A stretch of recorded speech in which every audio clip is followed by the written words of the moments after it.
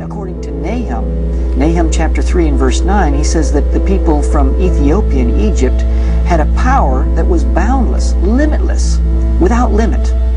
And that was written in 714 BC, right around the same time that Isaiah 18 was written. So what we're dealing with here is that we're dealing with a group of people, black people from beyond the rivers of Ethiopia, that were basically presidents of the planet, if you will. People who were in world domination.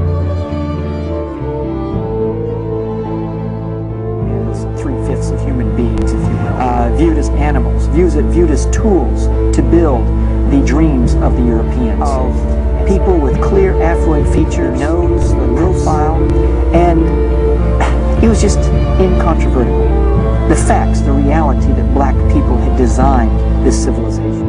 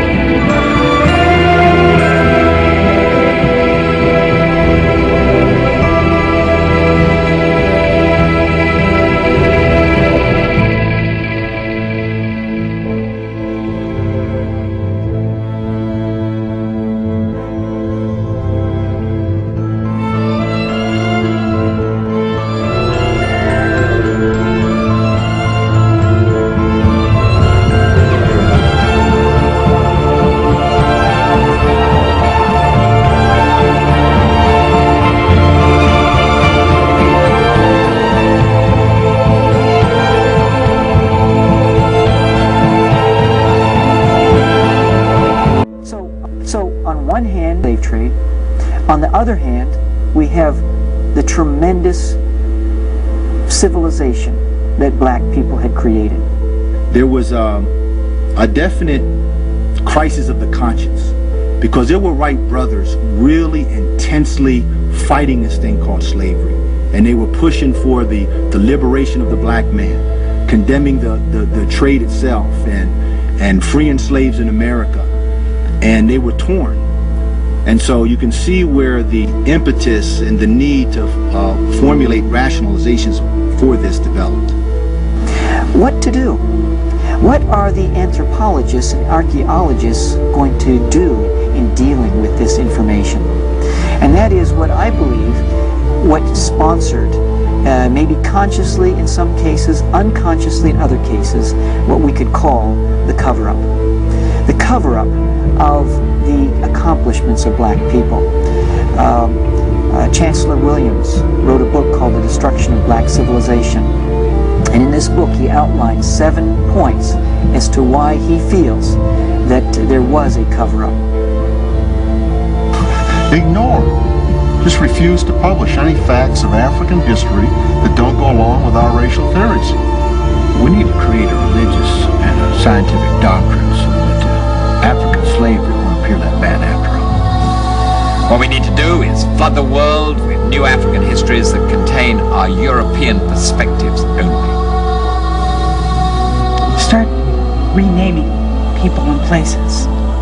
Replace African names with Arabic and European names. This will disguise their true black identity. It's changed the criteria for defining race. For example, one drop of Negro blood in America makes you a Negro, no matter how light the skin. Yes, when reporting ancient African history, reverse the standard. No matter how dark the skin, woolly the hair, or thick the lips, you don't have to be a Negro. When black contribution to civilization is too obvious, let's find a way to attribute it to outside white influences. When all the ancient historians contradict your theory, we'll just discredit them.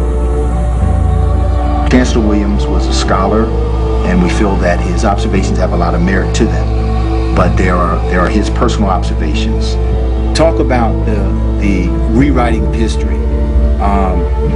We have to set that in the context that we're talking about during the 1800s is when this started. We're not really talking about contemporary scholars primarily when dealing with this subject. You could not go from Egypt being a Negro civilization to being a white civilization without rewriting.